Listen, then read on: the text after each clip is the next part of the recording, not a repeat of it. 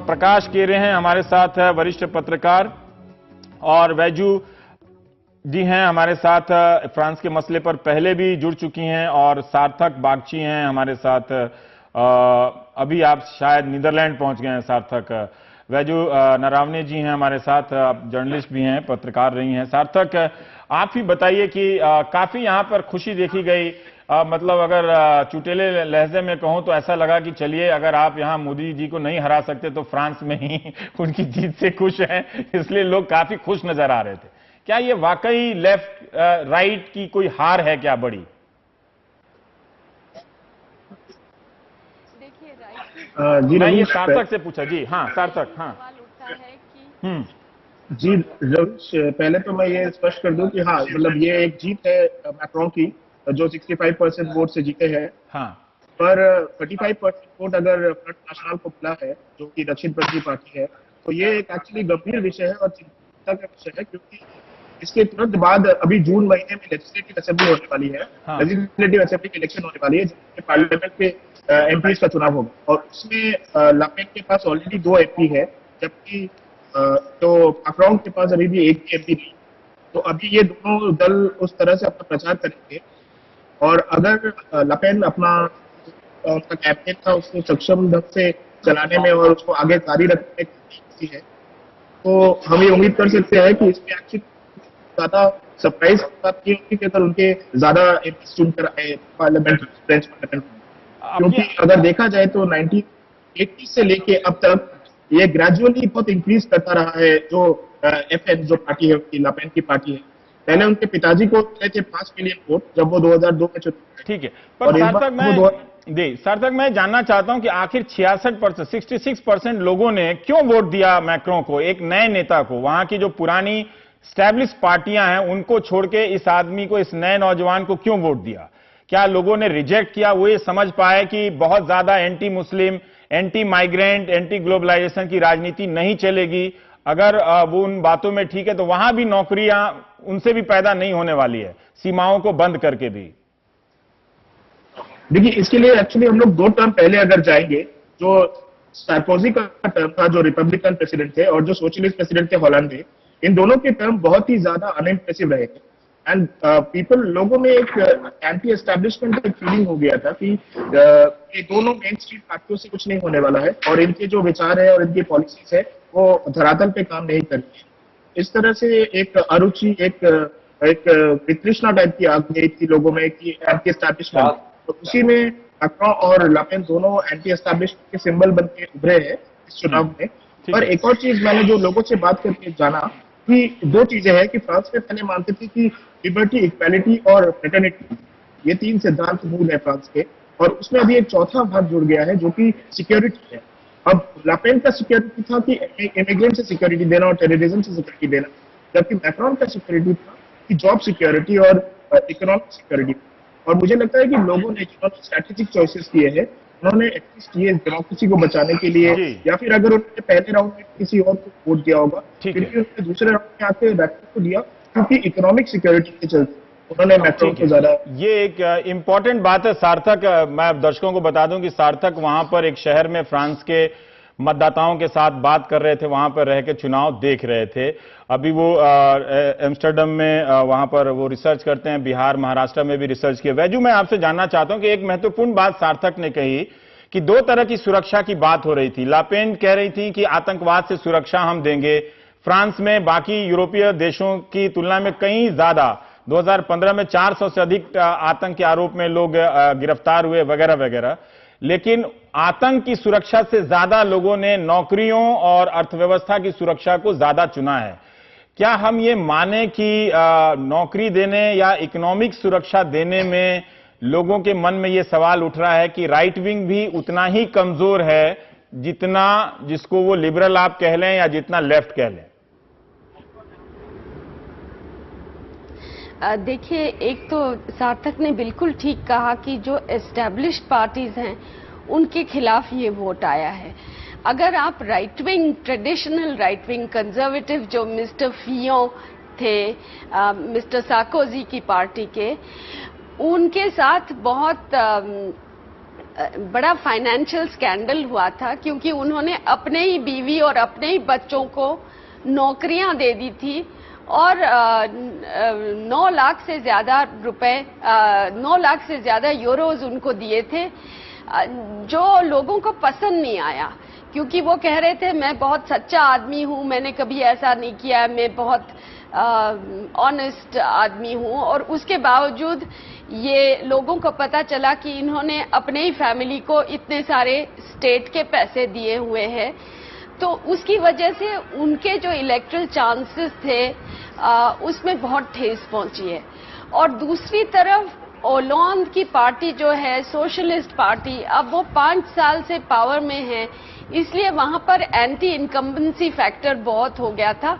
लोग कह रहे थे कि सोशलिस्ट ने हमारे लिए कुछ भी नहीं किया। तो सोशलिस्ट का जो ट्रेडिशनल पार्टी जो है, दोनों ट्रेडिशनल पार्टीज लेफ्ट की और राइट की, दोनों की मतलब बहुत रेप्यूटेशन खराब है। आप बिल्कुल ठीक कहते हैं कि बेरोजगारी की जो समस्या है वो बहुत ही ज्यादा बड़ी समस्या हो गई है, और लोग ये समझने लगे हैं कि ये जो टेररिज्म का मामला है, फ्रांस की जो ऑर्डिनरी मुस्लिम पॉपुलेशन है वो इस टेररिज्म के मामले में शामिल नहीं है। उन्हें उतना ही डर लगता है और उन्हें उतनी ही आतंकवाद की तरफ घिन है जितनी बाकी फ्रेंच लोगों को है।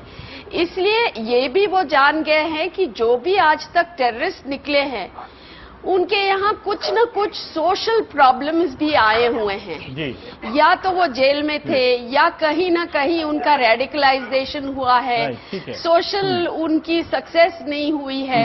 तो इसलिए हर आतंकवादी में कुछ न कुछ लोगों ने कमी पाई है, मतलब सोशल फेलियर पाया है।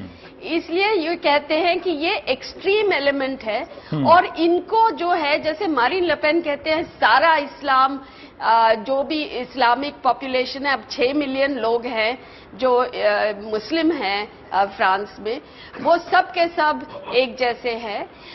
ये लोग अब मानते नहीं हैं। ये एक विरोध करते हैं। प्रकाश, मैं ये थोड़ा सा जानना चाहता हूं कि क्या बेरोजगारी पॉलिटिक्स को परिभाषित कर रही है फ्रांस में, दुनिया में, या हम कुछ ज्यादा ही बौद्धिक रूप से इसको लेफ्ट और राइट के तरीके से देख रहे हैं? क्यों इतनी खुशी भारत में देखी गई? जो तबका फ्रांस की खबरों पे, वहां से आने वाली खबरों पे नजर गड़ाए बैठा था, वो मैक्रों की जीत को लेकर इतना उत्साहित क्यों हुआ? मुझे लगता है कि ये उत्साह जानकारी की कमी की वजह से है। और जब हमने न्यूज़, जैसे मान लीजिए कि आमतौर पे हमने ला मोंदे को फॉलो किया या गार्डियन को फॉलो किया, राइटर को फॉलो किया, और उसने जो बता दिया उसी के हिसाब से कि अरे यार ये लापेन हार गई यार, चलो जान बची। लेकिन आप डेटा देखिए जरा, कुछ डेटा में अगर समय दें तो मैं शेयर करूंगा 3-4 पॉइंट। मैक्रों का कुल वोट जितना है फ्रांस में, उसका 43% मिला है टोटल वोट का। उस 43% का 43 ये कहता है, 43% हिस्सा, मतलब लगभग आधा, कि हमने सिर्फ लीपेन को रोकने के लिए आपको वोट करा है। तो ये बड़ी बात है। फिर उसमें जो ये मैक्रों के जो वोटर हैं, ये इसमें से सिर्फ 16% उनके प्रोग्राम को सपोर्ट करते हैं। उनका प्रोग्राम क्या है? मैं टैक्स में कटौती करूंगा।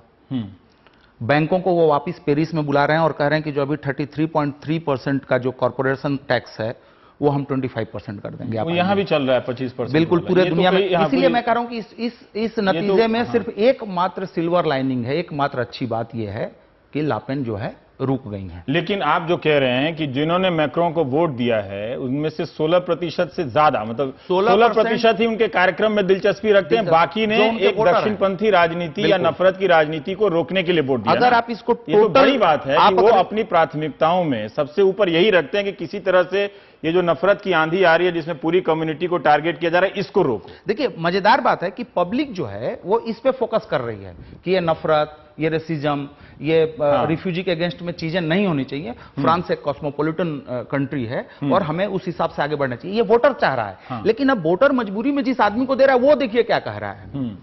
60 बिलियन यूरो की कटौती करूंगा मैं सार्वजनिक खर्च में, सरकार जो खर्च करती है। क्योंकि अब दर्शकों को बता दें कि फ्रांस यूरोप में सबसे ज्यादा सरकारी खर्च करता है। सोशल सिक्योरिटी, जिसे सामाजिक सुरक्षा कहते हैं, आप भारत से तुलना नहीं कीजिएगा, डिप्रेशन हो जाएगा, वो बहुत ज्यादा खर्च करता है। लेकिन ये कह रहे हैं कि हम उसमें 60 बिलियन की 60 बिलियन की कटौती करेंगे यूरो की। मुश्किल काम है ये। पब्लिक सेक्टर में वो 1,20,000 नौकरियां कम करेंगे। आप देखिए नेता कहां सोच रहा है और वोटर कहां सोच रहा है। बैंकों के बारे में मैंने आपको बताया कि कॉर्पोरेशंस के टैक्स। और सुनिए, कंपनियां जब किसी को हायर करेंगी, नौकरी पर रखेंगी, तो जो अभी कानून है कि आप उनको क्या बेनिफिट देंगे, क्या सिक्योरिटी देंगे, उनको छोड़ के हम 1 to 1 एक एम्प्लॉय के साथ मैं अलग अलग कॉन्ट्रैक्ट बना सकता हूं। यार तुमको इतना दूंगा, तुमको इतना दूंगा। इसको लेबर रिफॉर्म कहते हैं। एग्जैक्टली। अब आप मुझे बताइए, अब और आगे आपको कुछ और डेटा मैं देता हूं। ठीक है। छोटा सा डेटा है। पूरे फ्रांस में 7% से कम लोग ऐसे हैं जो इनके प्रोग्राम के फेवर में है, 7% ओनली। और सुन लीजिए, 60% जो फ्रेंच वोटर है, 61%, वो कह रहा है कि मैक्रों को नेशनल असेंबली में बहुमत नहीं मिलना चाहिए।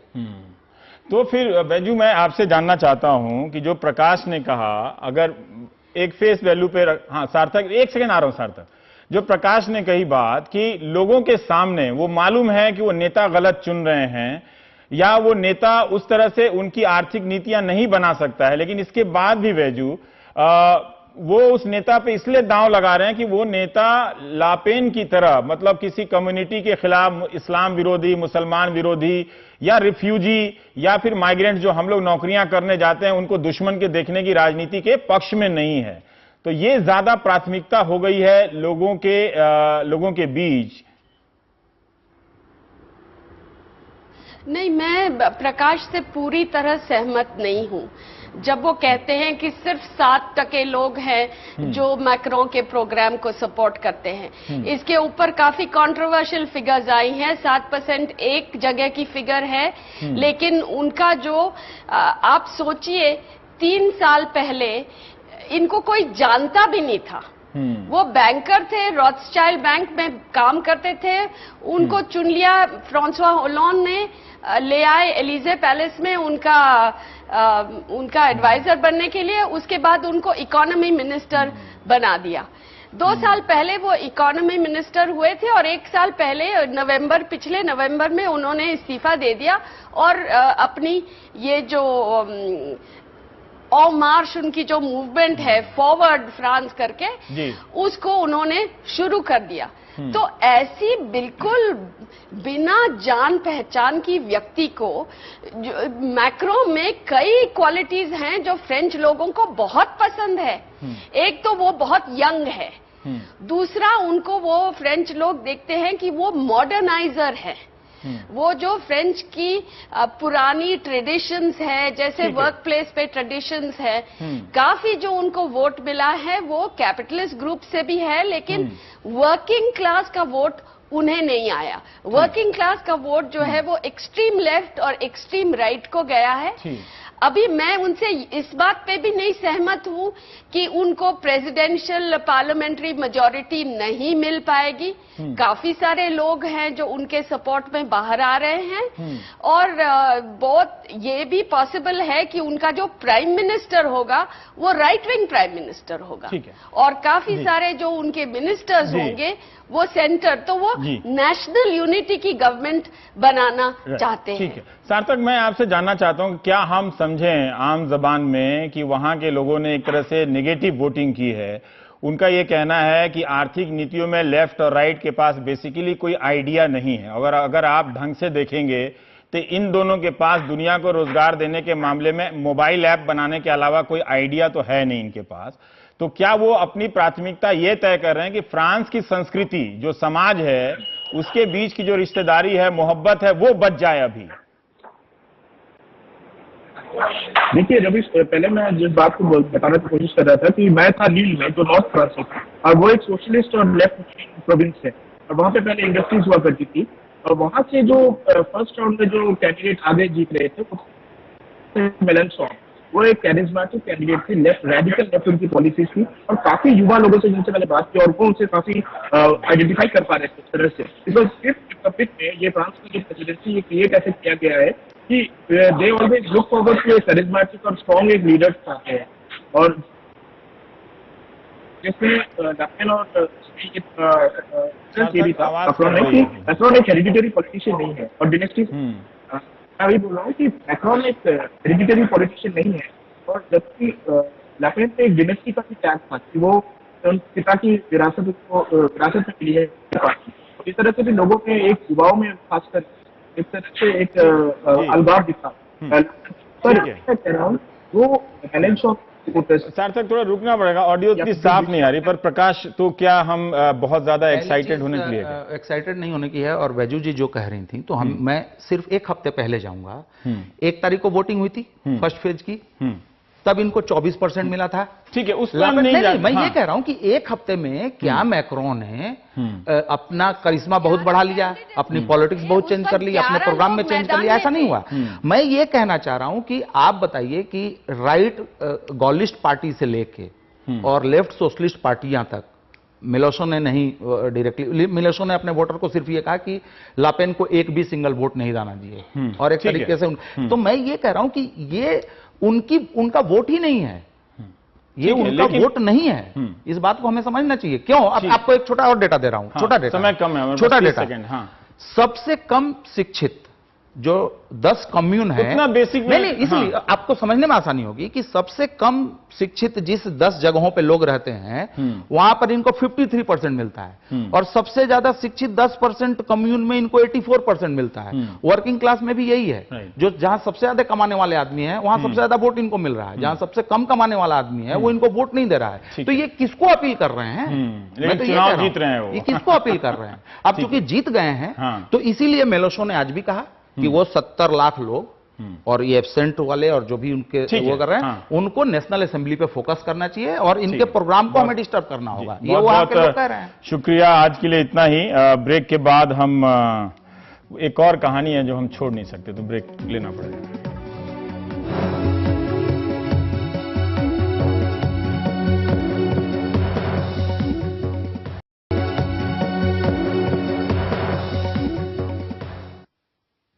आम आदमी पार्टी हर साल 1-2 बार तो टूटती हुई लगती ही है। इस चक्कर में 1-2 विधायक सस्पेंड हो जाते हैं।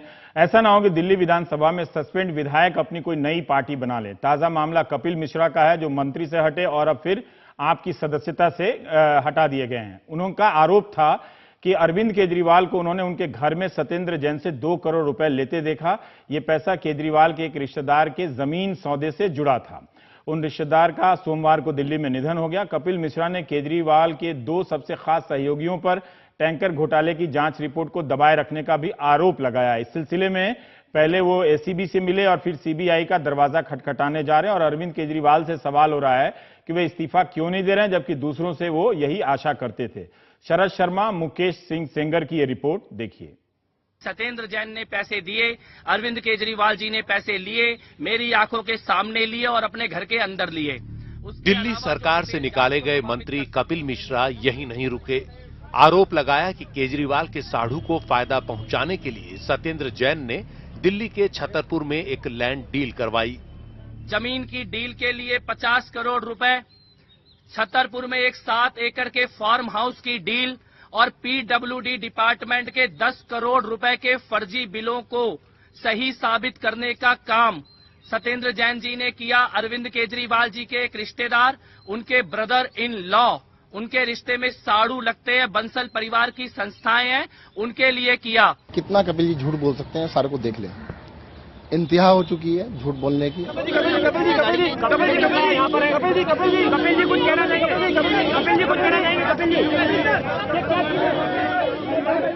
कपिल मिश्रा इन आरोपों की जांच की मांग को लेकर मंगलवार सुबह सीबीआई दफ्तर जा रहे हैं। सोमवार सुबह वो एंटी करप्शन ब्यूरो के दफ्तर पहुंचे 400 करोड़ रुपए के टैंकर घोटाले की जांच के लिए। आरोप लगाया कि घोटाले की जांच कमेटी की रिपोर्ट 11 महीने तक दबाई गई। एसीबी या सीबीआई को कार्रवाई के लिए ये रिपोर्ट भेजने में जानबूझकर देरी की गई, और बताया कि इस सब के पीछे अरविंद केजरीवाल के 2 खास सहयोगियों का हाथ है। किस प्रकार से माननीय मुख्यमंत्री अरविंद केजरीवाल जी और उनके 2 साथियों के द्वारा टैंकर घोटाले की पूरी जांच को प्रभावित किया गया। डिले कराया गया और सरकारी पैसे का नुकसान कराया गया और जो अभियुक्त है शीला दीक्षित उनको बचाने की कोशिश बार बार की गई। उसके मैंने कुछ जानकारी एंटी करप्शन ब्यूरो को अभी दी है और डिटेल इन्वेस्टिगेशन और स्टेटमेंट के लिए कुछ दिनों में दोबारा यहां पर मेरे को बुलाया जाएगा। कपिल मिश्रा ने मुख्यमंत्री अरविंद केजरीवाल के निजी सचिव विभव कुमार और राजनीतिक सचिव आशीष तलवार पर आरोप लगाया कि उन्होंने जांच प्रभावित की और जांच में देरी करवाई। लेकिन इन आरोपों के बाद कपिल मिश्रा खुद सवालों के घेरे में आ गए हैं। उनके पुराने बयान उन्हें कटघरे में खड़ा कर रहे हैं। पिछले साल जब उनसे पूछा गया था कि आखिर टैंकर घोटाले की रिपोर्ट एसीबी या सीबीआई को भेजने में 11 महीने की देरी क्यों हुई, तब उनका जवाब ये था। अगस्त में मैं जांच करके दे सकता हूं और जून में हम केस दर्ज करा सकते हैं, तो 2 साल में मोदी सरकार ने आज तक एक जांच क्यों नहीं कराई और केस दर्ज क्यों नहीं कराया? अगर जांच कंप्लीट करके केस दर्ज कराना 1 साल में लेट होता है और उसके कारण जांच होनी चाहिए, तो 2 साल बहुत लेट होना चाहिए। विजेंद्र गुप्ता जी इनडायरेक्टली मोदी जी के खिलाफ भ्रष्टाचार की जांच कराना चाहते हैं। जुलाई 2016 में एसीबी ने कपिल मिश्रा से पूछताछ की, जिसमें मिश्रा ने देरी की कई वजहें गिनाई जो उस समय के उनके बयानों और चिट्ठियों से साफ हैं। जैसे उन्होंने कहा कि 8 जून 2015 के बाद मोदी सरकार ने एसीबी पर अवैध कब्जा कर लिया। भ्रष्ट अफसर मुकेश मीणा को एसीबी का प्रमुख बना दिया गया। यह भी लिखा कि उपराज्यपाल नजीब जंग सोनिया गांधी के खास थे और सीएनजी फिटनेस घोटाले में शीला दीक्षित को बचा चुके थे। 24 सितंबर 2016 के अपने खत में कपिल मिश्रा ने खुद कहा कि उनको एसीबी जांच पर भरोसा नहीं, क्योंकि एसीबी केवल केजरीवाल को फंसाना चाहती है। ऐसे में सवाल यह है कि जिस अफसर को वो भ्रष्ट बता रहे थे, अब अचानक उसी के पास शिकायत करने क्यों चले गए? आपने पिछली बार बताया था कि मुकेश मीणा भ्रष्ट हैं, इसलिए एसीबी को नहीं भेजा गया था ये पूरा केस। अब आप खुद ही एसीबी से मिलकर आए हैं। मैं गवाह हूं अब इस मामले में। नहीं गवाह हैं, लेकिन मैं आपसे ही पूछ रहा हूं, आपने पिछली बार ये कहा था, या तो आप तब गलत बोल रहे थे या फिर आप गलत बोल रहे हैं। अरविंद केजरीवाल जी बताएंगे। दरअसल टैंकर घोटाले की जांच रिपोर्ट एसीबी को भेजने के लिए जून 2016 में बीजेपी ने केजरीवाल सरकार को जमकर घेरा था। बीजेपी के नेता विजेंद्र गुप्ता तो विरोध जताने के लिए कुछ इस तरह विधानसभा में टेबल पर चढ़ गए थे। इसके बाद केजरीवाल सरकार ने जून 2016 में टैंकर घोटाला एसीबी और सीबीआई को भेजा, लेकिन साथ ही कहा कि अगर 2 महीने में शीला दीक्षित को जेल नहीं हुई तो विजेंद्र गुप्ता अपनी मूंछें कटवा लें। आज विजेंद्र जी की तरफ से मैं सारे सदन को आश्वस्त करना चाहता हूं कि अगर 2 महीने के अंदर शीला दीक्षित जी जेल नहीं गई तो ये अपनी मूंछ कटवा लेंगे।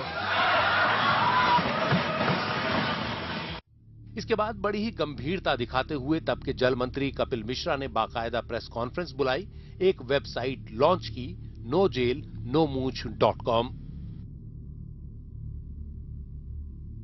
तो ये एक nojailnomooch.com करके एक काउंटडाउन हम लोग शुरू कर रहे हैं। पूरा देश और पूरी दुनिया अब ये उल्टी गिनती विजेंद्र गुप्ता जी की मूंछें कटने की आज से शुरू हो रही है।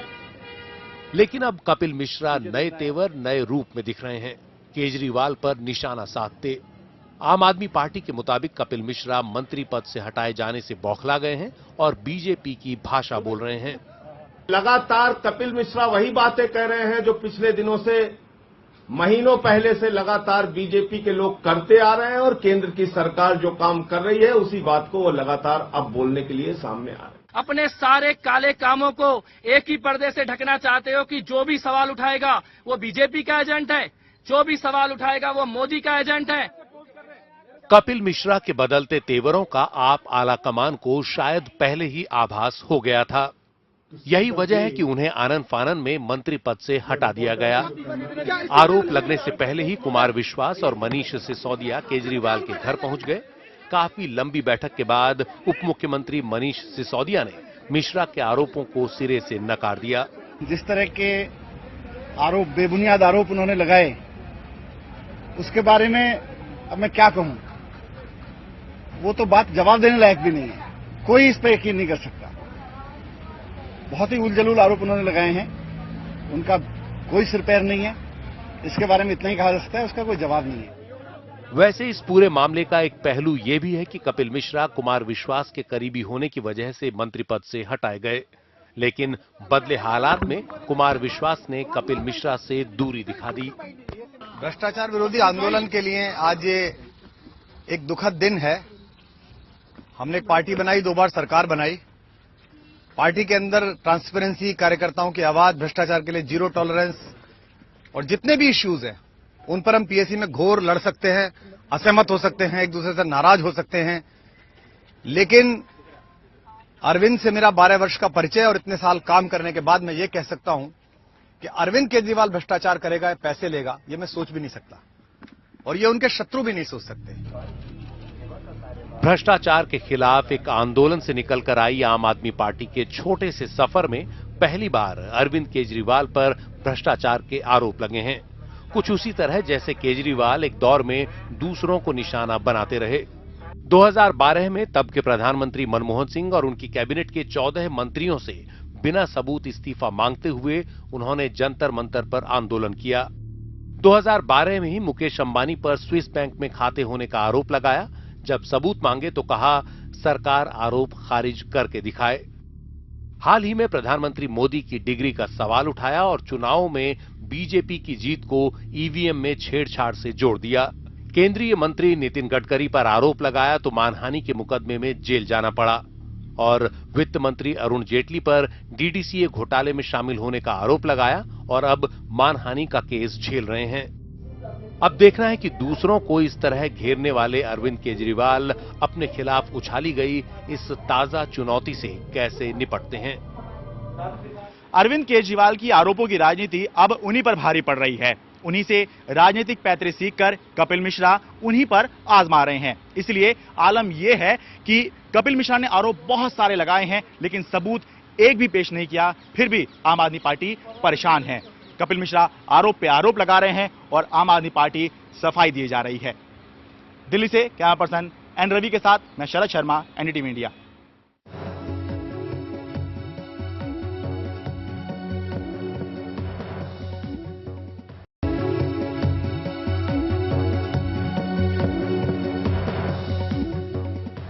उत्तर प्रदेश आईपीएस एसोसिएशन ने गोरखपुर में एक महिला आईपीएस अफसर से बदसलूकी करने के आरोपी बीजेपी विधायक राधा मोहन अग्रवाल पर कार्रवाई करने की मांग की है।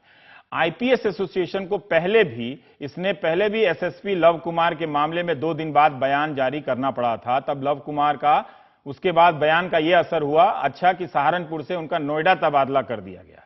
कहीं ऐसा ना हो कि आईपीएस एसोसिएशन की इस मांग के बाद एक और आईपीएस का तबादला हो जाए। आप फुटेज देखिए। बीजेपी विधायक जी महिला आईपीएस अफसर पर पब्लिक में चीख रहे हैं। विधायक जी ने अपनी सफाई दी है, ये कहते हुए कि आप बताइए क्या मैंने उन्हें छू लिया, क्या मैंने उन्हें धक्का दिया, क्या मैंने उन्हें गालियां दी, क्या कह दिया मैंने। ये उनके बयान हैं। अपने रोने पर सफाई महिला अफसर ने भी दी है। आप चुप रहो, वैसे यहाँ पर चुप रहिए, आपकी बात मैं नहीं कर रहा हूँ। मुझे उन्होंने ना बताओ, तुम चुप रहो, तुम मैं बताया ना, बर्दाश्त के बाद मत जाओ। मैं बात करूंगा एचएम साहब से, आपको सम्मान रखो। एचएम साहब आए हैं यहाँ, बात करो। मैं क्या बात नहीं करूंगा, बुलाइए इनके अधिकारी, चुप रहो यार, बुलाइए आप इनके अधिकारी। ये तो इनकी हालत खाली तो नहीं खड़ी हूँ, इनकी हालत ना मैं भी क्षेत्र की क्षेत्राधिकारी हूँ और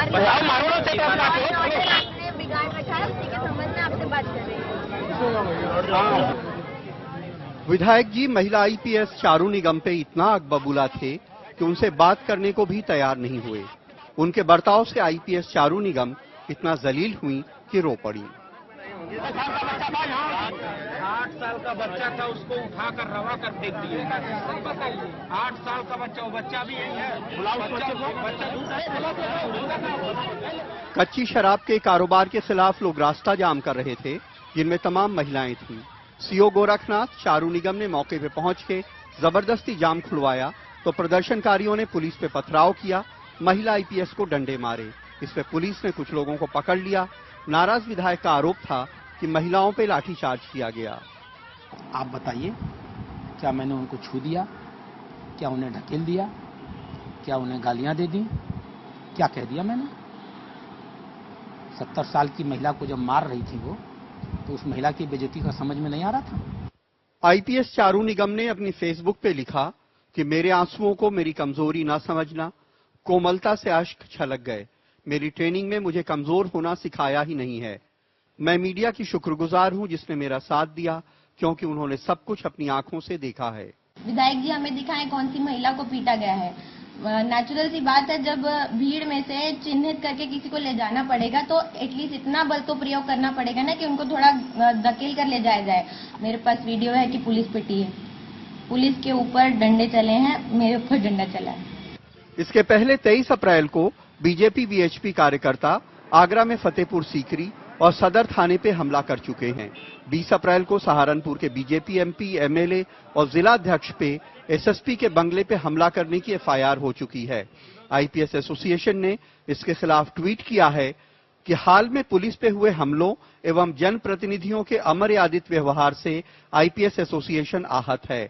आईपीएस एसोसिएशन सरकार से मांग करती है कि ऐसे प्रकरणों में जीरो टॉलरेंस की नीति अपनाते हुए साक्ष्य आधारित कानूनी कार्रवाई की जाए। अधिकारियों का मनोबल इस तरह की घटनाओं से गिरता है, उसको लेकर हम अपनी चिंता आज मुख्य सचिव लखनऊ में हम उनसे मिलकर उन्हें अवगत कराएंगे। माननीय मुख्यमंत्री जी के संज्ञान में दोनों घटनाएं हैं, परंतु हम अपनी बात अवश्य कहेंगे। गोरखपुर में तो एमएलए के खिलाफ कोई एफआईआर नहीं हुई है, लेकिन सहारनपुर में जहां बीजेपी के एमपी, एमएलए, जिला अध्यक्ष सबके खिलाफ एसएसपी के बंगले पे हमला करने की एफआईआर हुई, उनका भी कुछ नहीं बिगड़ा। हो सकता है कि इन घटनाओं के बाद सत्ताधारी नेताओं का कुछ ना बिगड़े, लेकिन सरकार की छवि इससे जरूर बिगड़ती है। लखनऊ में कैमरामैन राजेश गुप्ता और गोरखपुर में सलीम खान के साथ कमाल खान, एनडीटीवी इंडिया।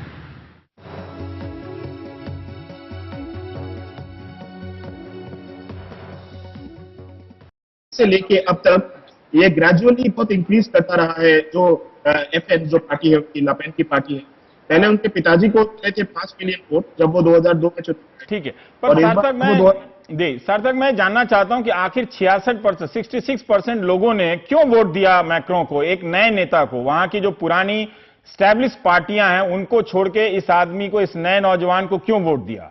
क्या लोगों ने रिजेक्ट किया? वो ये समझ पाए कि बहुत ज्यादा anti Muslim, anti migrant, anti globalisation की राजनीति नहीं चलेगी? अगर वो उन बातों में ठीक है तो वहां भी नौकरियां उनसे भी पैदा नहीं होने वाली है, सीमाओं को बंद करके भी। देखिए, इसके लिए एक्चुअली हम लोग 2 टर्म पहले अगर जाएंगे, जो सार्कोजी का टर्म था जो रिपब्लिकन प्रेसिडेंट थे और जो सोशलिस्ट प्रेसिडेंट थे हॉलैंड, इन दोनों के टर्म बहुत ही ज्यादा अनइम्प्रेसिव रहे थे। एंड लोगों में एक एंटी एस्टैब्लिशमेंट का फीलिंग हो गया था कि ये दोनों मेन स्ट्रीम पार्टियों से कुछ नहीं होने वाला है और इनके जो विचार है और इनकी पॉलिसीज है वो धरातल पे काम नहीं कर रही है। इस तरह से एक अरुचि, एक वितृष्णा टाइप की आ गई थी लोगों में कि एंटी एस्टैब्लिशमेंट। तो उसी में मैक्रों और लापेन दोनों एंटी एस्टैब्लिशमेंट के सिंबल बन के उभरे हैं इस चुनाव में। और एक और चीज मैंने जो लोगों से बात करके जाना कि 2 चीजें हैं कि फ्रांस में पहले मानते थे कि लिबर्टी, इक्वालिटी और फ्रेटर्निटी, ये 3 सिद्धांत मूल है फ्रांस के, और उसमें अभी एक चौथा भाग जुड़ गया है जो कि सिक्योरिटी है। अब लापेन का सिक्योरिटी था कि इमिग्रेंट से सिक्योरिटी देना और टेररिज्म से सिक्योरिटी देना, जबकि मैक्रोन का सिक्योरिटी था कि जॉब सिक्योरिटी और इकोनॉमिक सिक्योरिटी। और मुझे लगता है कि लोगों ने जिन्होंने स्ट्रैटेजिक चॉइसेस किए हैं, उन्होंने एटलीस्ट ये डेमोक्रेसी को बचाने के लिए, या फिर अगर उन्होंने पहले राउंड में किसी और को वोट दिया होगा, फिर भी उन्होंने दूसरे राउंड में आके मैक्रोन को दिया, क्योंकि इकोनॉमिक सिक्योरिटी के चलते उन्होंने मैक्रोन को ज्यादा। ये एक इंपॉर्टेंट बात है सार्थक, मैं दर्शकों को बता दूं कि सार्थक वहां पर एक शहर में फ्रांस के मतदाताओं के साथ बात कर रहे थे, वहां पर रह के चुनाव देख रहे थे। अभी वो एम्स्टर्डम में वहां पर वो रिसर्च करते हैं, बिहार, महाराष्ट्र में भी रिसर्च किया। वैजू, मैं आपसे जानना चाहता हूं कि एक महत्वपूर्ण बात सार्थक ने कही कि 2 तरह की सुरक्षा की बात हो रही थी। लापेन कह रही थी कि आतंकवाद से सुरक्षा हम देंगे। फ्रांस में बाकी यूरोपीय देशों की तुलना में कहीं ज्यादा, 2015 में 400 से अधिक आतंक के आरोप में लोग गिरफ्तार हुए वगैरह वगैरह। लेकिन आतंक की सुरक्षा से ज्यादा लोगों ने नौकरियों और अर्थव्यवस्था की सुरक्षा को ज्यादा चुना है। क्या हम ये माने कि नौकरी देने या इकोनॉमिक सुरक्षा देने में लोगों के मन में ये सवाल उठ रहा है कि राइट विंग भी उतना ही कमजोर है जितना, जिसको वो लिबरल आप कह लें या जितना लेफ्ट कह लें? देखिए, एक तो सार्थक ने बिल्कुल ठीक कहा कि जो एस्टैब्लिश्ड पार्टीज हैं उनके खिलाफ ये वोट आया है। अगर आप right wing, traditional right wing conservative जो मिस्टर फियों थे मिस्टर सार्कोजी की पार्टी के, उनके साथ बहुत बड़ा फाइनेंशियल स्कैंडल हुआ था, क्योंकि उन्होंने अपने ही बीवी और अपने ही बच्चों को नौकरियां दे दी थी और 9 लाख से ज्यादा रुपए 9 लाख से ज्यादा यूरोज उनको दिए थे, जो लोगों को पसंद नहीं आया, क्योंकि वो कह रहे थे मैं बहुत सच्चा आदमी हूं, मैंने कभी ऐसा नहीं किया, मैं बहुत ऑनेस्ट आदमी हूं। और उसके बावजूद ये लोगों को पता चला कि इन्होंने अपने ही फैमिली को इतने सारे स्टेट के पैसे दिए हुए हैं, तो उसकी वजह से उनके जो इलेक्टरल चांसेस थे उसमें बहुत ठेस पहुंची है। और दूसरी तरफ ओलंद की पार्टी जो है सोशलिस्ट पार्टी, अब वो 5 साल से पावर में है, इसलिए वहां पर एंटी इनकम्बेंसी फैक्टर बहुत हो गया था। लोग कह रहे थे कि सोशलिस्ट ने हमारे लिए कुछ भी नहीं किया। तो सोशलिस्ट का जो ट्रेडिशनल पार्टी जो है, दोनों ट्रेडिशनल पार्टीज लेफ्ट की और राइट की, दोनों की मतलब बहुत रेप्यूटेशन खराब है। आप बिल्कुल ठीक कहते हैं कि बेरोजगारी की जो समस्या है वो बहुत ही ज्यादा बड़ी समस्या हो गई है, और लोग ये समझने लगे हैं कि ये जो टेररिज्म का मामला है, फ्रांस की जो ऑर्डिनरी मुस्लिम पॉपुलेशन है वो इस टेररिज्म के मामले में शामिल नहीं है। उन्हें उतना ही डर लगता है और उन्हें उतनी ही आतंकवाद की तरफ घिन है जितनी बाकी फ्रेंच लोगों को है। इसलिए ये भी वो जान गए हैं कि जो भी आज तक टेररिस्ट निकले हैं उनके यहाँ कुछ न कुछ सोशल प्रॉब्लम्स भी आए हुए हैं, या तो वो जेल में थे या कहीं ना कहीं उनका रेडिकलाइजेशन हुआ है, सोशल उनकी सक्सेस नहीं हुई है। तो इसलिए हर आतंकवादी में कुछ न कुछ लोगों ने कमी पाई है, मतलब सोशल फेलियर पाया है। इसलिए ये कहते हैं कि ये एक्सट्रीम एलिमेंट है, और इनको जो है, जैसे मारीन ले पेन कहते हैं, सारा इस्लाम, जो भी इस्लामिक पॉपुलेशन है, अब 6 मिलियन लोग हैं जो मुस्लिम हैं फ्रांस में, वो सब के सब एक जैसे हैं। ये लोग अब मानते नहीं हैं। ये एक विरोध करते हैं। प्रकाश, मैं ये थोड़ा सा जानना चाहता हूं कि क्या बेरोजगारी पॉलिटिक्स को परिभाषित कर रही है फ्रांस में, दुनिया में, या हम कुछ ज्यादा ही बौद्धिक रूप से इसको लेफ्ट और राइट के तरीके से देख रहे हैं? क्यों इतनी खुशी भारत में देखी गई? जो तबका फ्रांस की खबर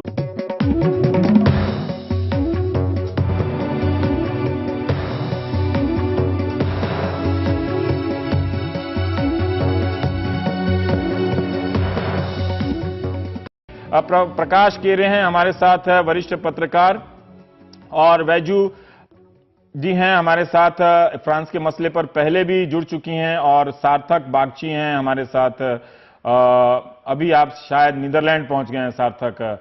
वैजू नरावने जी हैं हमारे साथ, आप जर्नलिस्ट भी हैं, पत्रकार रही हैं। सार्थक, आप ही बताइए कि काफी यहां पर खुशी देखी गई, मतलब अगर चुटेले लहजे में कहूं तो ऐसा लगा कि चलिए, अगर आप यहां मोदी जी को नहीं हरा सकते तो फ्रांस में ही उनकी जीत से खुश हैं, इसलिए लोग काफी खुश नजर आ रहे थे।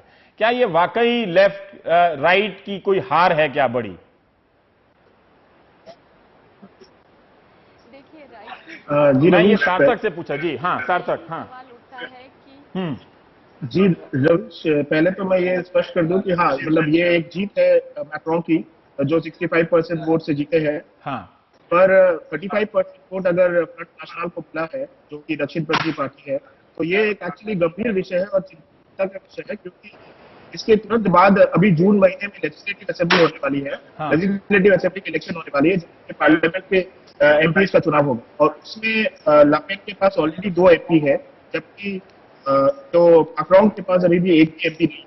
तो अभी ये दोनों दल उस तरह से अपना प्रचार करेंगे, और अगर लपेन अपना उनका कैंपेन था उसको सक्षम ढंग से चलाने में और उसको आगे जारी रखने की है, तो हम ये उम्मीद कर सकते हैं कि इसमें एक्चुअली ज्यादा सरप्राइज बात ये होगी कि अगर उनके ज्यादा चुनकर आए पार्लियामेंट, फ्रेंच पार्लियामेंट, क्योंकि अगर देखा जाए तो 98 पे, वहां से आने वाली खबरों पे नजर गड़ाए बैठा था, वो मैक्रोन की जीत को लेकर इतना उत्साहित क्यों हुआ? मुझे लगता है कि ये उत्साह जानकारी की कमी की वजह से है। और जब हमने न्यूज़, जैसे मान लीजिए कि आमतौर पे हमने लामोंदे को फॉलो किया या गार्डियन को फॉलो किया, राइटर को फॉलो किया और उसने जो बता दिया उसी के हिसाब से कि अरे यार ये लापेन हार गई यार, चलो जान बची। लेकिन आप डेटा देखिए जरा, कुछ डेटा में अगर समय दें तो मैं शेयर करूंगा 3-4 पॉइंट। मैक्रों का कुल वोट जितना है फ्रांस में, उसका 43% मिला है टोटल वोट का। उस 43% का 43 ये कहता है, 43% हिस्सा मतलब लगभग आधा, कि हमने सिर्फ लीपेन को रोकने के लिए आपको वोट करा है। तो ये बड़ी बात है। फिर उसमें जो ये मैक्रों के जो वोटर हैं, ये इसमें से सिर्फ 16% उनके प्रोग्राम को सपोर्ट करते हैं। उनका प्रोग्राम क्या है? मैं टैक्स में कटौती करूंगा। बैंकों को वो वापस पेरिस में बुला रहे हैं और कह रहे हैं कि जो अभी 33.3% का जो कॉर्पोरेशन टैक्स है वो हम 25% कर देंगे। वो यहां भी चल रहा है 25%। बिल्कुल पूरे दुनिया में। इसीलिए मैं कह रहा हूं कि इस नतीजे में सिर्फ एकमात्र सिल्वर लाइनिंग है, एकमात्र अच्छी बात यह है कि लापेन जो है रुक गई हैं। लेकिन आप जो कह रहे हैं कि जिन्होंने मैक्रों को वोट दिया है उनमें से 16% से ज्यादा, मतलब 16% ही उनके कार्यक्रम में दिलचस्पी रखते हैं, बाकी ने एक दक्षिणपंथी राजनीति या नफरत की राजनीति को रोकने के लिए वोट दिया। अगर आप इसको ये तो बड़ी बात है कि वो अपनी प्राथमिकताओं में सबसे ऊपर यही रखते हैं कि किसी तरह से ये जो नफरत की आंधी आ रही है जिसमें पूरी कम्युनिटी को टारगेट किया जा रहा है, इसको रोको। देखिए मजेदार बात है कि पब्लिक जो है वो इस पे फोकस कर रही है कि ये नफरत, ये रेसिज्म, ये रिफ्यूजी के अगेंस्ट में चीजें नहीं होनी चाहिए। फ्रांस एक कॉस्मोपॉलिटन कंट्री है और हमें उस हिसाब से आगे बढ़ना चाहिए, ये वोटर चाह रहा है। लेकिन अब वोटर मजबूरी में जिस आदमी को दे रहा है वो देखिए क्या कह रहा है।